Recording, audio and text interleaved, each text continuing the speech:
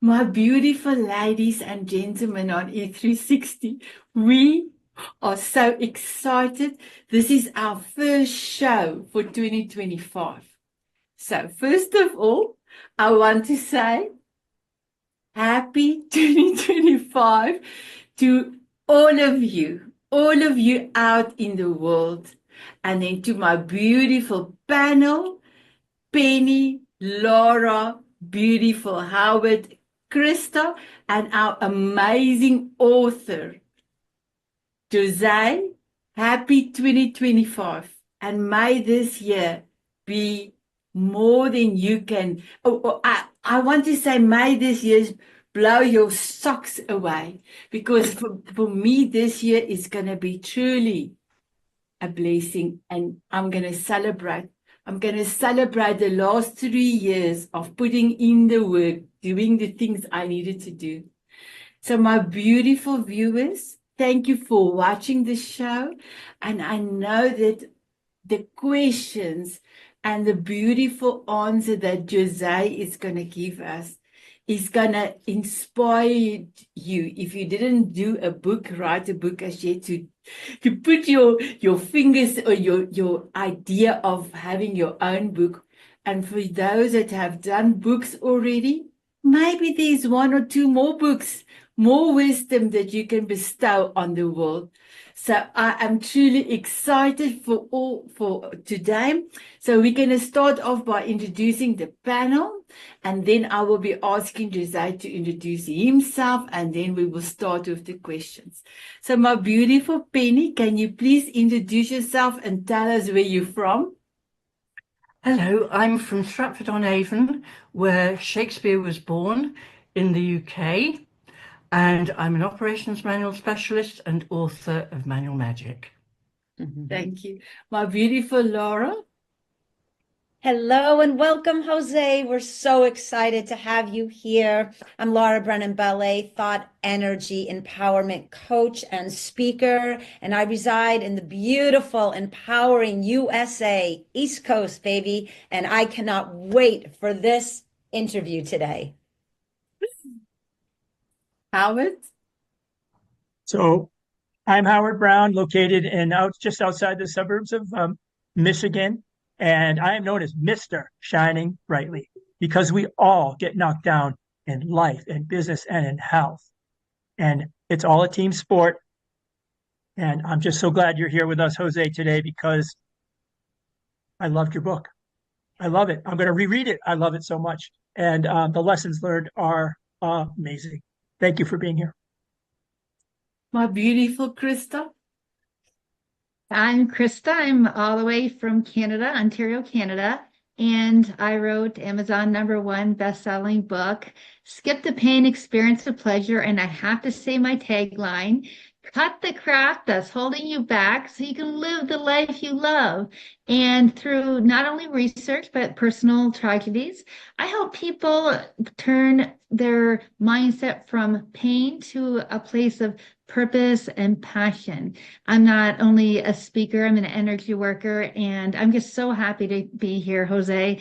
Your book is not just a book for leadership. This is a book about life. This is a book of how to live step by step. So just completely honored to be part of this and Connected Leaders Academy. Just, of course, have to slip that in. Amazing. Thank you. So Miss Annette, Miss Dancing Queen, please introduce yourself. Thank you, my beautiful Howard. I am your voice amplifier. I am from Johannesburg, South Africa. Now, a week back in South Africa, I was in New Zealand for 4 months.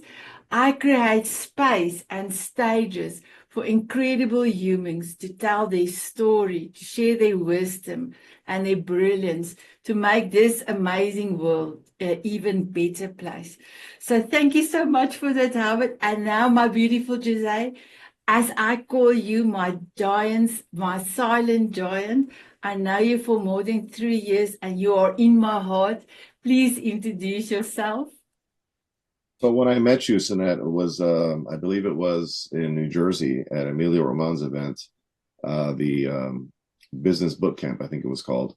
So I met you there, and the CLA did not exist. Connect Leaders Academy did not exist. The only thing I had going for me at that time was a course called the Morning Evening Routine Mastery Program. I didn't even have a book yet. So I was at the very early stages of entrepreneurship. And yeah, you were amazing. And here we are 3 years later, and so much has happened, and we're in each other's worlds, supporting each other at a high level. So thank you for all that you do. And a bit about me very quickly. I am Jose Escobar, founder and CEO of the Connected Leaders Academy and the Entrepreneurs Bookshelf. The Entrepreneurs Bookshelf is my coaching, speaker, and author business. So I'm a 18-time best-selling author.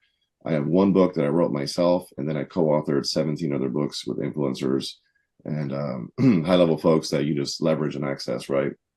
And then I'm a speaker and a coach. I have different courses and programs. The Connected Leaders Academy is my subscription-based membership of entrepreneurs globally. We have 458 members, 3 of which are in this room as we speak.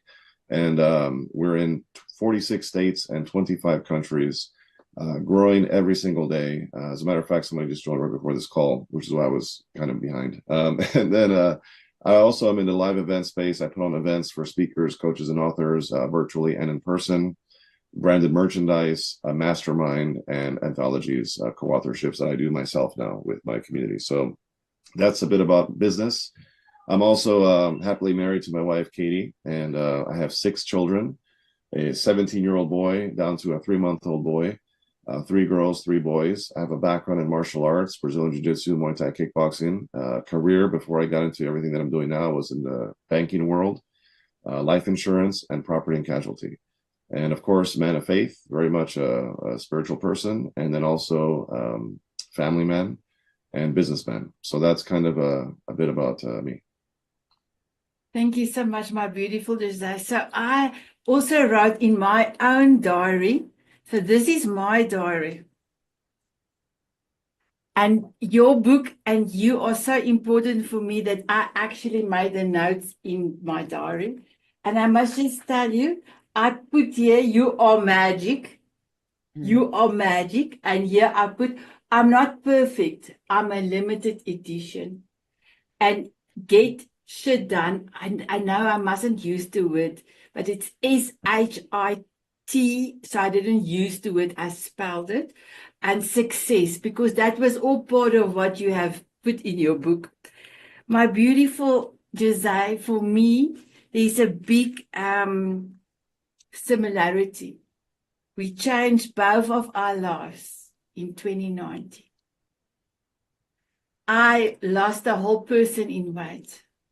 I became the person that I am. So for me, when I was reading it, I was like celebrating because the two of us have that year also in common. So please, can you tell us why 2019 was so magnificent, actually, in hindsight for you? Because while you're in the trenches, while you're busy, while I was busy dieting and making sure I do what I needed to do, it was hard. It was very hard. But then now in hindsight, oh, it's the best thing I have done in all my life. All over to you, Jose. 2019 was a powerful year for me, a life-changing year, because I decided to implement all of the information that I've been learning, right? Because it's amazing how many of us, myself included, will learn, and learn some more, and then plan, but we'll never actually do something about what we were learning, right? So I said it was time for me to just pull the trigger and execute on morning routine, evening routine, right? The bookends of your day. And I told my wife, I'm going to commit for 1 year to waking up at 5 a.m., going to bed at 10:30, have strong systems on the front and back end of my day of all the things I've learned from people like Robin Sharma, Hal Elrod, Tony Robbins, Mel Robbins. I mean, the list goes on. There's so many amazing people. I said, you know what? I need to just implement this. I got to do these things. And I told my wife, you know what? Give me a year. I'm going to commit to this and I'm going to see what happens. And sure enough, I lost 38 pounds. I started a business from scratch. I got a pay raise in my job. Became a better father, better husband. Spiritual life went up to an all-time high. I think I was reading, I don't know, like a book or 2 a year or something like that. and I started reading a book a month. A week, a book a week, about 52 books, and I have them, organized, and some cool stuff over here that I organized all the books that I've read, and now I look back, I'm like, oh my gosh. But that 1 year just completely shifted my entire life, more than doubled my income. So everything didn't really explode until 2022, right? But there was a story. But 2019 is what really made some significant changes in my life, and that's what kind of got me excited to say, "Hey, I should really run hard in business." Yes, Oh, wow, you wow, gave me wow. goosebumps. Yes, to you, my beautiful Jose. In hindsight, this was our best year, 29. Yeah. Oh, thank you. My beautiful Penny, your question, and then Laura, you can after Penny, and then Howard, and then Krista. Jose, your book resonated so deeply with what I do, because my business is all about routines, making sure that the systems run smoothly, procedures, etc., etc. And as a writer, all my working life, some of your routines and some of the words that actually some I haven't heard before, like commonplacing, which I thought was really interesting. But I wanted to ask you about sort of family and faith. How did how do your routines strengthen your role as a husband, father, and spiritual leader in your household? So, first of all, you can't pour out of an empty cup, right? And you can't be at your best self for others if you're not at your best self for yourself, right? I believe self love requires you to have self care. And if you love yourself, you got to care for yourself. And caring for yourself means pouring into you in a lot of different ways. So I include fitness, prayer, journaling, reading. I stimulate just about everything in the morning, right? And the same thing in the evening. So I think it's important for us to do that, because when you do that, now you have the bandwidth and the energy and the ability to now love and serve all the people around you that you serve, right? From your spouse to your children to your clients to your friends and so on and so forth. So for me, it's very important that I do that, right? It's very, very important that I do that, because sometimes, in order for us to lead others, we have to lead ourselves. I think it goes back to that. Leadership begins with you, and discipline and habits and structure. So the systems that I've implemented allow me to stay in my guardrails of being extraordinary, right? My guardrails of success and achievement and inspiration and motivation and just all the things, right? So and I can easily tell you that my secret sauce, what has allowed me to become an amazing father and husband and even spiritual leader, it is the fact that I pour into myself with morning routine and evening routine. It's the discipline to do those things that allows me to show up at a higher level, right? I love when my kids catch me in the act of excellence, right? When they catch me in prayer, they catch me reading, they catch me working and doing the things, right? That is what moves me. That's what inspires me. That's what motivates me. And that's really what it's about. So I think having the proper systems in place will allow you to become a better you in your spiritual life, in your marital life, in your parental life, and all the different categories. And there's 10 life domains, but the three most important ones is spiritual, and then family, which is spouse and father, in my case. A great role model. Thank you. Okay, I have way too many questions. I cannot contain the energy. I'm really just trying to sit still and be composed. Jose, reading the book, the synchronicities, um, and really the alignment. And I think you're going to find this with all of us here. We're very like-minded, and I'm very much into thought energy. Energy is in everything. So I look at everything from the perspective of which energy are you? What are you taking in, and what are you recalibrating so that what you put back out is on purpose? And what you were just so beautifully articulating to Penny is what I call empowerment, IN, that internal power that comes from discipline, willingness, accountability, all of the skills and the formula that I have written about in the science of empowerment, but you really, for me, exemplify them.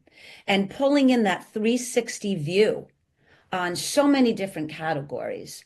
And that allows you to then empower, EM, right, the world. So thank you, because we need strong leadership and authentic leadership. And there's a big differentiation out in the world of those two, I think, environments. And I just want to honor the work that you have put in, the discipline and the mindset that you continue to develop to inspire your community.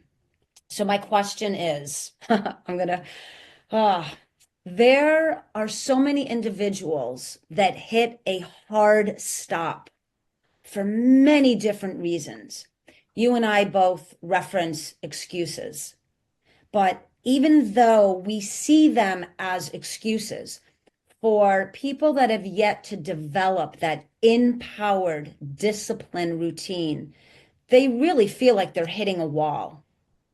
What is a tool, a technique, a skill that looking back on and really has been so developed, so refined in an elegant manner to you now?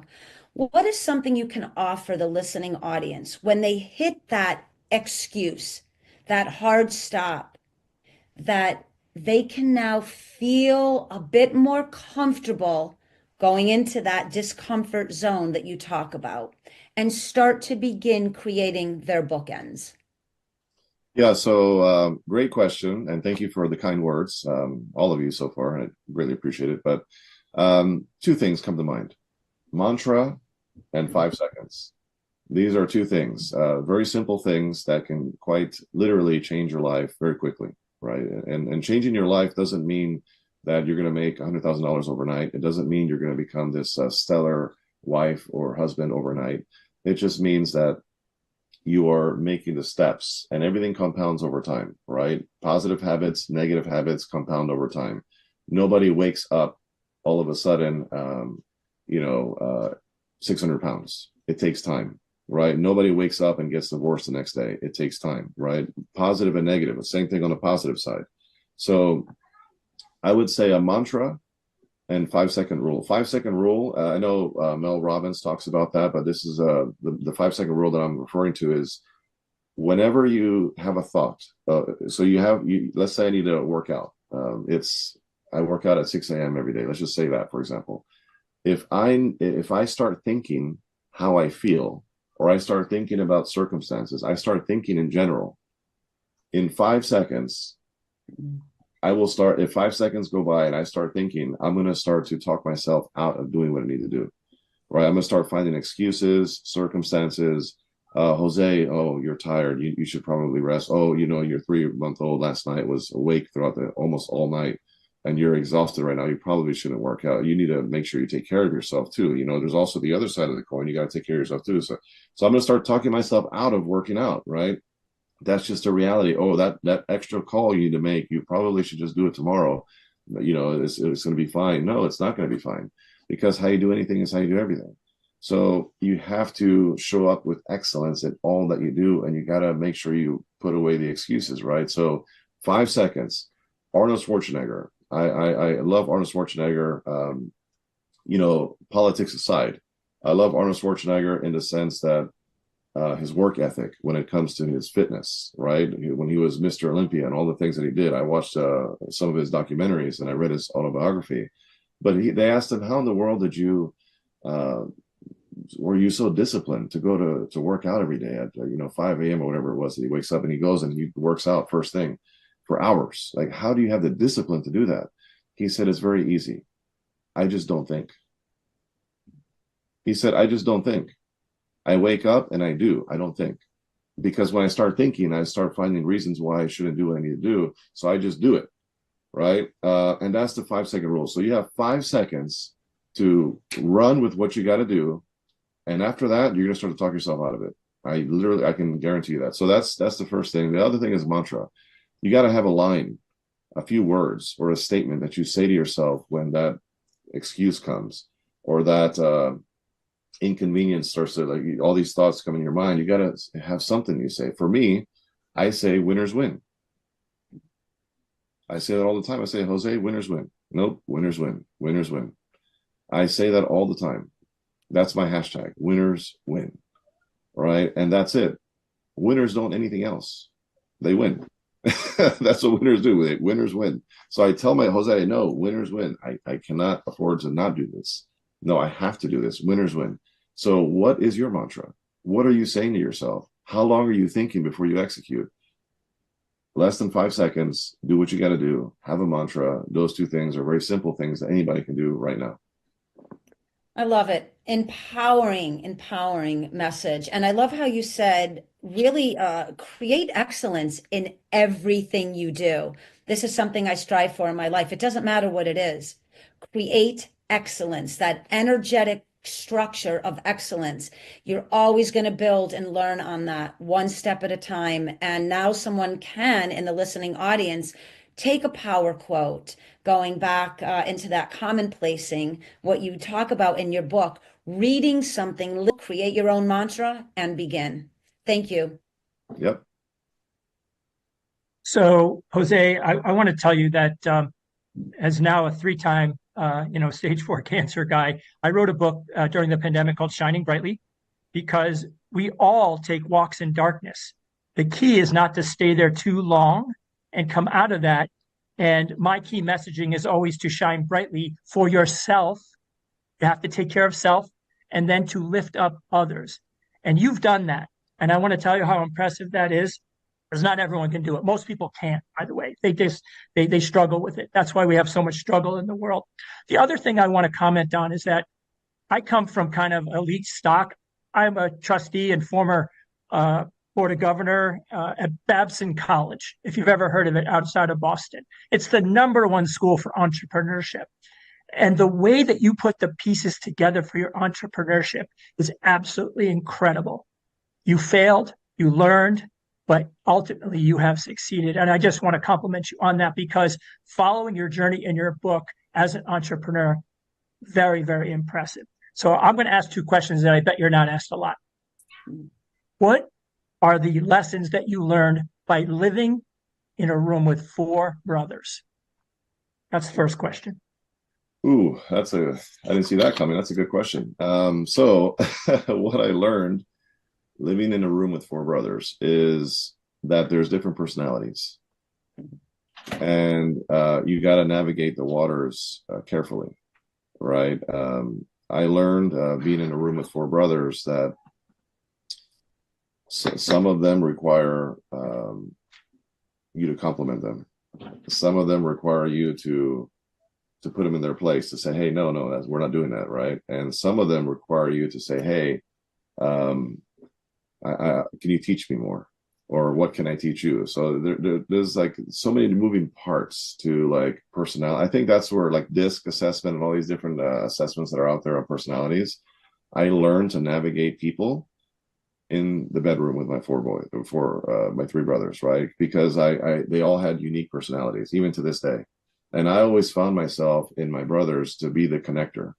I was the one who would bring them together, right? So a lot of times I'd say, hey, let's do this. Let's all do this, or that kind of a thing. And yeah, so I learned a lot. I learned a lot about personality. I learned a lot about navigating, community, I guess you could say, and bringing them together. And that's kind of what I do now in business, which is weird, but I think that's where it started.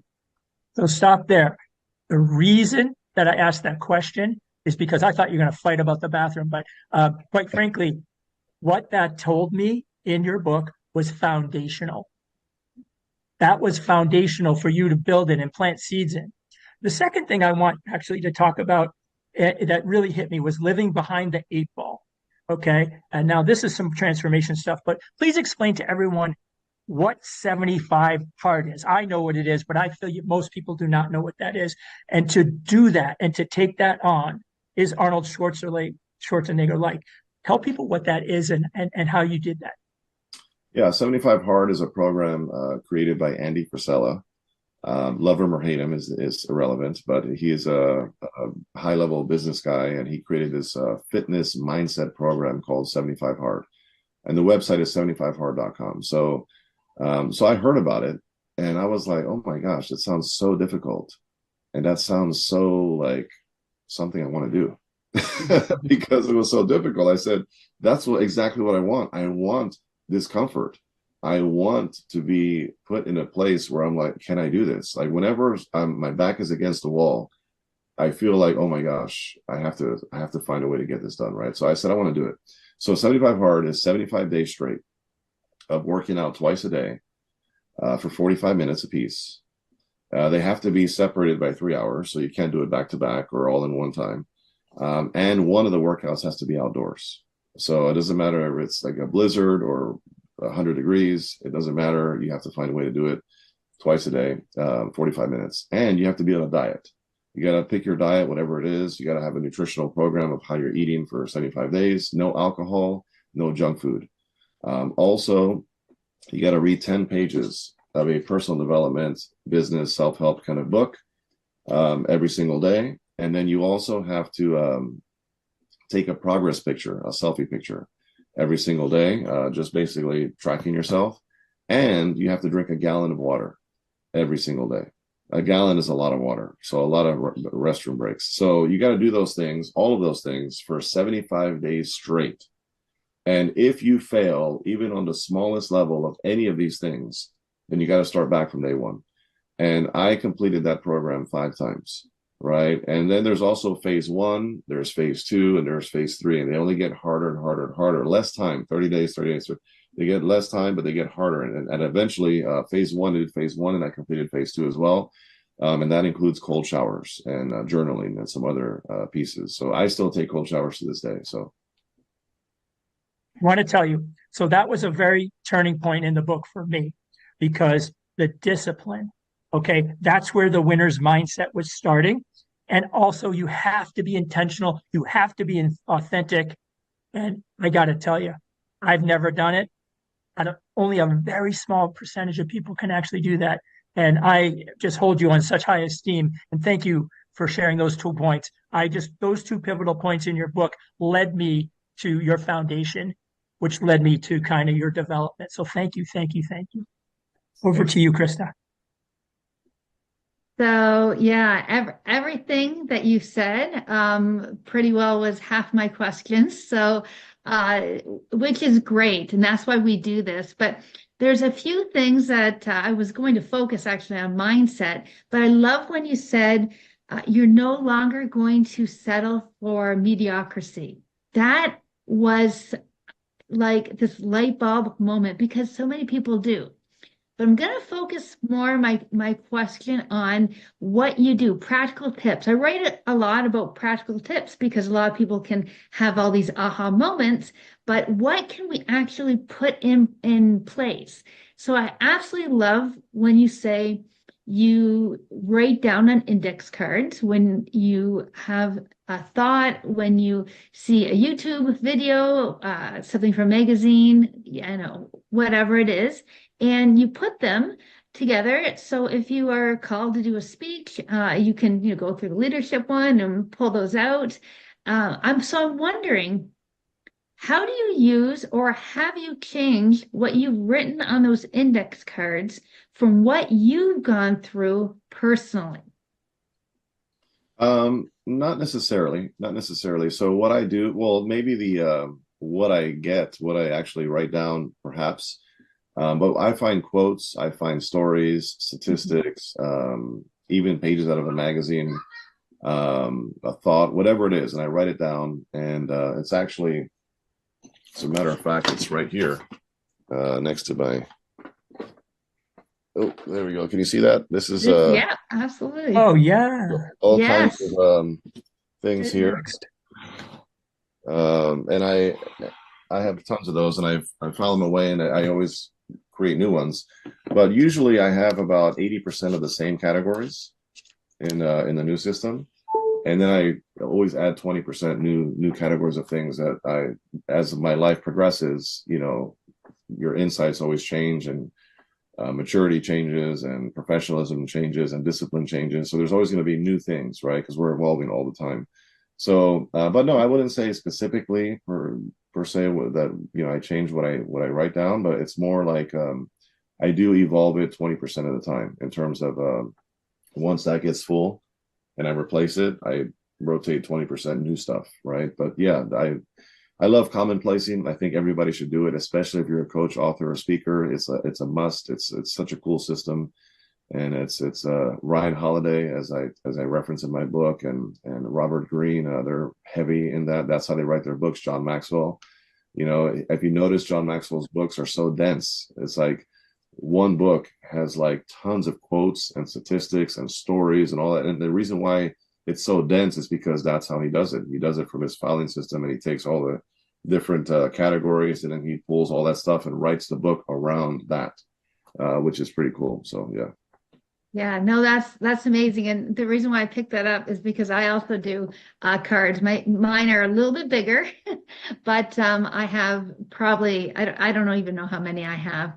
But that practical step of for the listeners and the people who are watching this to actually do it. Don't listen to what we're saying. Take a step forward, and don't settle. Do it. Try it. When you're thinking about something, when you have that thought, when you see a quote that you like, when you watch YouTube or something like that, when you read Jose's book, it gets full of all these insights. And I actually want to say, when I read it, I thought, I am buying this for my 17-year-old daughter. And you might be thinking, like, what? Because I really want to say these are steps on how to live an authentic and a winning life. And wouldn't it be great to have that knowledge when you were younger and as you grew up and have those habits already in place? So that's one of the things for her birthday she's going to get. And so I really wanted to thank you for that. It's definitely a book for every age, every stage. And I'm just so grateful that you wrote it and outlined it the way you did. So yeah. Thank you, Krista, and thank you for sharing that. I appreciate that. I actually want to share one example. This is literally I had these three right here sitting next to me. So I said, what, let me just share one example since we're here and you're talking about it. This is an example of just one card in my filing system. This is from a book, so I know the source of where I got it. It's from a book. The name of the book is Decisive Parenting by Michael Monahan. And then the category is parenting. So I have the category there. So parenting, the source of where I got it, the name of the book, and the page number. The page is 14. And it says here, sensible parents make parental decisions based primarily on what is objectively good for their children, rather than relying excessively on their children's preferences. They place reasonable demands on their children, including assigning specific regular chores and requiring age-appropriate acts of service throughout the day. So the concept of that in terms of parenting is very important, and I wrote that down and I put it aside. So, and there's other, examples, but these are things that I can just try to memorize it and have limited things in my brain, or I could just, write them all down. And then when you write things down, guess what happens? It cements in your mind even deeper as well, because of the process, almost like studying, right? So I love it.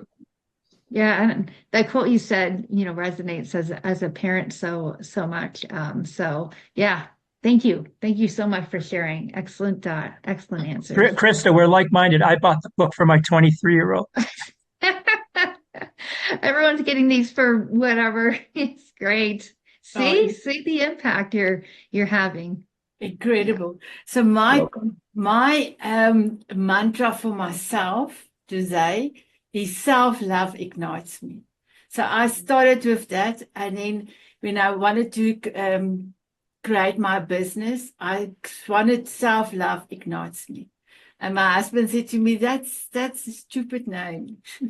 But nobody will look at that. Nobody will follow that. And I said, no, my husband, self-love ignites me, have helped me to lose the weight. But self-love ignites spells slim. And I have slimmed down. And the wisdom, the Afrikaans word for wisdom is slim, exactly the same spelling. So I love that mantra of yours. So first of all, I wanted to tell you, I love the saying of Aristotle. I also love, that's one of my sayings. Know yourself is the beginning of all wisdom. I had to really start to know myself 5 years ago. But my question is going to be, can you tell us about your 6 P's or the 6 P's? And how do you incorporate it, not only to write your book, but through everything you do? Thank you.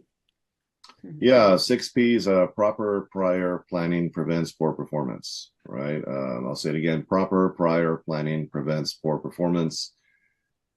It's important to prepare, right? Because failing to prepare is preparing to fail, as they say, right? So it's important to, there's a fine line between the appropriate amount of preparation and no preparation. Because I always say, take massive action, move fast, just do it, create a mess and clean it up along the way. That's my philosophy, right? I just move quick. I'm a fast no or I'm a fast yes, but I'm quick with it, right? But at the same time, there's also planning that's required too. So it's like you just gotta be, I'm not the over planner, but I'm not the lack of planner either. I'm a little bit of both, but I think it's important to stress that if you're going to do something, do it right and do it right the first time. And if you do it right the first time, it requires a little bit of planning, because failure failure is directly linked to lack of preparation, in my opinion, in a lot of ways, right? And I always say success occurs when opportunity and preparedness meet, when they collide, right? That's when you're successful at something. Sometimes we have an opportunity and we're not ready. Sometimes we're ready and there's no opportunity. So it is what it is. But I firmly believe in the 6 P's and the importance of that. And I actually learned that 6 P's. They actually have the 12 P's. I don't even know what the other six are. But at my martial arts academy that I used to train at, Lloyd Irvin's in Camp Springs, they had that plastered. They had this 12 P's, and it was like all over their attire and stuff. And I only took 6 of those 12, right? But essentially, the mantra of that school is hard work will always beat talent when talent refuses to work hard. Yeah. And that is a good one. Hard work will always beat talent when talent refuses to work hard. And I believe in hard work. I believe in rolling your sleeves up. I believe in getting the job done, and not worrying about, are you educated enough? Are you skilled enough? Do you know the right people? Do you have the right resources? Do you have the financials? Do you have the connections? No, just get it done. Just figure it out. And that's what I teach my children.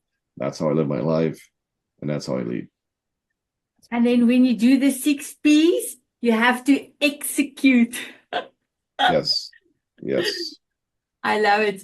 All over to you, my beautiful Penny. Well, I was wondering, routine consistency. And life throws curveballs, as we all know. And what throws you off course?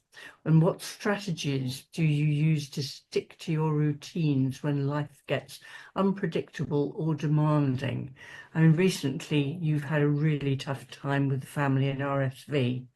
And I'm thinking, that's a horrendously stressful time. And you can't always do what you would normally do because you need to be there in the hospital. In fact, you and Katie were in different hospitals, I think. Yep. How do you implement your normal strategy or adapt it to what's going on at the present time? Well, it's important to be able to be like a chameleon. You got to be able to adapt and flow like water, as Bruce Lee talks about, right? You got to flow like water, the ability to move wherever things happen, because life, the winds will blow and things are going to happen. And we have to be steadfast. We have to be strong. We have to have resilience. We have to know that we know that it's going to be okay, that on the other end of the hard is going to be positivity, there's going to be growth, there's going to be life, there's going to be joy, right? In the midst of all these things that happen, I'm not so much interested in being happy as I am about finding joy in my heart, right? Because joy is an inside job. right? I don't care what happens in my life. In the midst of the stuff that was going on with my kids, I still had joy in my heart. Even though I was not happy about what was going on and I was going through a tough time, I still had joy. And we choose whether we want to be joyful or not, no matter what the circumstances are, right? Happiness is directly linked to the external things that happen in your life. Joyful is what happens inside of you, and you have to choose to have joy in your heart, right? No matter what's going on. So, like right now, for example, my son, my oldest son, 17, the one who skipped all the sickness, he's now down with a temperature, and he's in bed, and I don't know what he has. Who knows? He tested negative for COVID, but he's going through some things right now, and I'm not happy about that. As a matter of fact, I'm like, really? Another, and my 2.5-year-old that was in the hospital ICU, that was, got out of that, now has a runny nose and is coughing again. I think because of my oldest son who gave him whatever he has. So could we look at another storm that's about to come again? Maybe. But at the end of the day, it's very simple. I'm still joyful, and I'm still going to lead, and I'm still going to be a source of strength for myself and for my family, right? That's just what's required. So when things happen like that, my guardrails, I already know how I'm going to behave. I already know what I'm going to do because I have guardrails in life. If this happens, then this will happen, right? I already know that in advance, right? And I'll give you another example. If I go on a business trip and I'm in the lobby with a bunch of ladies in my Community Connected Leaders Academy, and we're having a couple drinks at the bar, and one gets a little too friendly, could I make a mistake? Is it possible? Maybe, but in my opinion, no. You know why? Because I have guardrails. I already know in advance, if this happens, then this is my decision, right? So we need guardrails in our life, positive and negative guardrails, right? So we need to know what we're going to do in the time of when something like this happens. So if this were to happen again, or happen a third or fourth or fifth time, because life is life and you just don't know sometimes, I already know how I'm going to be. I'm going to be positive. I'm going to be strong. I'm going to be optimistic, and you're going to see me leading by front at all times, no matter what the circumstances are. So the key is having the guardrails. So this is the time of the show, Jose. By the way, I love your boundaries. I love your discipline. It's inspiring. So I'm going to start and ask you some questions. These are short answers, 1 or 2 words, short answers. But the first thing that I really took from your book was the word tribe. So tell me in a short reference what tribe means to you. Family, community. Are you ready for paparazzi, everyone? Oh, we're getting the paparazzis. Ooh, you're smart. Okay. And so there's a book called Who You Left, who's in your room and who you allow in your inner circle and your outer circles. And I took away from your book of that you've done that quite well. The next one is discipline. And I know from martial arts, you know what that means, and from 75 Hard and living with 4 boys in a room. Yep. So what's the question? What's the word discipline mean to you? Discipline, getting the job done. Getting the job done. No excuses. Not an option. I love it. Are you ready? Here we go. Now Oh, we got to put the glass down. Everyone gets it. Every word gets a paparazzi, I guess. Yep, I'm just leaving mine on. Woo! Yeah, just leave them on. The next one is alignment, because many people are not in alignment. I would say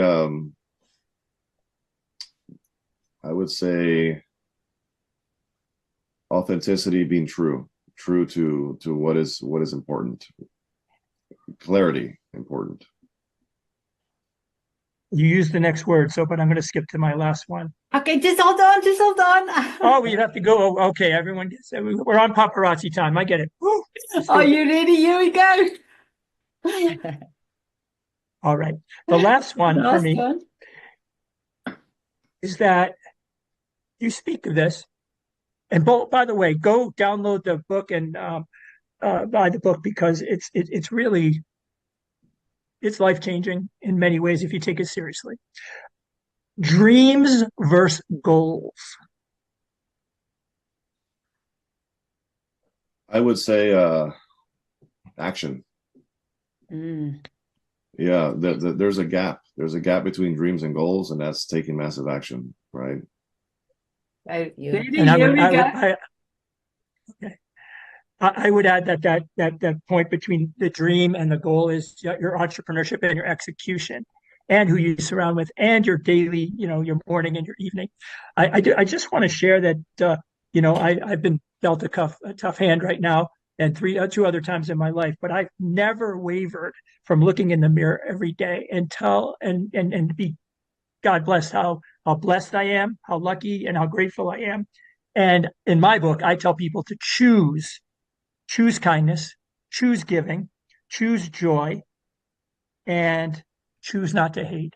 And if you can do that every day, it's a good day. So I want to say that it's been so honor really to hear you and meet you. And I hope to stay connected to you. Thank you so much. Appreciate that. Likewise. Thank you. Thank you, my beautiful Howard, for your speech on. So, Laura, you've got 2 minutes. Can you tell the viewers and Jose how did the book have impressed on your heart? Yeah, again, so many synchronicities. The writing, I actually left Jose a message before we came online. The one thing that I absolutely honor is the planting of the seeds, allowing that fertile ground in the mind to take in intentional action and then execute it. I think really matters to me. It's the way I think anyways, but to see someone with a background and how he stayed in that flow once he made that decision and nothing breaks it. And I'm a big proponent on getting ahead of the consequences. And just like Jose said, no matter what's coming at you, you have those guardrails. Nothing is going to penetrate those guardrails. Nothing. You make that decision to have your bookends and you don't let anything break that stride. And I think this is the beauty and the power of his book. And everyone should read it. It has a simplicity to it, yet it has high impact. And I think people will gain really beautiful seedlings from reading your book, Jose. So thank you. Thank you. And you, my beautiful Krista, 2 minutes. Mute. There are so many things that I can say, but one I love when you're talking about the guardrails, and I don't know if this is another quote or something you can write down, or maybe you've heard about it. But what immediately came to mind is, what's the difference between horses and wild horses? Fences. So that's what keeps them in line, their guardrails. And if you think about it, for all of us, and it's so nice the way you explained how you don't need to make the decision over and over. I write about that as well. Like I said, very, very like-minded to many of us. But once you make that decision to go through those 75 days or to do this A, B, C, D, the decision's made.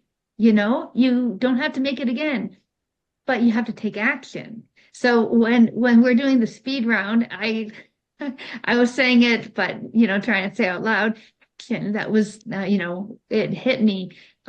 So yeah, it was absolutely amazing, and that's one of the things. There's a couple things, many things, as well as the P's. I'm glad that you talked about that, because I had that to ask as well. But yeah, no, that was fantastic. Everybody, honestly, it's for all ages, and just go get the book. Thank you. Thank you, my beautiful Krista.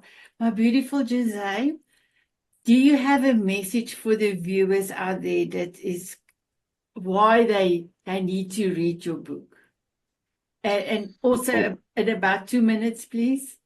Yeah, so I'll take 20 if that's okay. I'm just kidding. It's okay. So yes, absolutely. First of all, the life that you desire, whoever's listening right now and whoever this reaches, the life that you desire is up to you, right? It's not going to show up magically. Anything that falls together falls apart, as John Maxwell says, right? So you have to create the life that you desire. And it's on the other end of rolling your sleeves up and doing the work and taking massive action and executing and just saying my time is now. And saying, okay, I'm going to do something. I need to write a plan. I need to have a vision for it. And I need to put some steps in place. One of the most basic foundational things to get from point A to point B, and point B is different for everyone. What the most basic thing you can do is have a bookends of your day installed, right? A morning routine and an evening routine, the foundational piece. If you do that, I can assure you your life will improve personally and professionally. And then whatever it is that you're looking to achieve is going to be much clearer to you. It's going to have more realness to it. It's going to be almost tangible. You're going to feel like, oh, I can almost feel it and touch it and see it, because it becomes clearer and clearer and clearer, and it starts to show itself and things start to happen, and momentum begets more momentum. But to create that momentum, you got to install the bookends of your day. Read the book, winningthedaybook.com. You can get signed personalized copies from there. But I'm telling you, that book can and will change your life if you read it and you apply what it says. True. And my beautiful Jose, you are my sponsor for the Power Hour TV show. I've got 2 shows. So from the bottom of my heart, I want to thank you for investing in me, for giving your love towards me and helping others to be able to tell their stories on the TV show. And through this, I wanted to give you this amazing show. And also, you are also our illuminated author for the Diamond Moment magazine for February. So I'm truly honored to be able to highlight you and put you on a stage, because for me, you are incredible. You have changed so many people's lives around the world, including mine. So thank you so much for coming through. Thank you so much for writing the book. Thank you for who you are. Thank you for what you are doing. And then I want to say thank you, my beautiful Penny, for being our guest panel for today. It was truly an honor to have you. And then my beautiful Laura, my beautiful Howard and Crystal. Thank you, my beautiful one. Just one thing, my beautiful miracle man. We will keep the fort and we're waiting when you are returning. We cannot wait. So my beautiful viewers, what is the bookends, like Jose said, of your day? Do you want to change your life? I can just say, if your why is big enough, you can do anything. You can do everything. So I want to say, have an amazing day, evening, morning, wherever you are in the world. Please look after yourself. Smile often, like Mr. Shiny Bright, smile often. And then from my side, I am the dancing queen. Keep on dancing. Mwah. Bye, everyone. Have an Bye. empowered Thank you. day. Bye.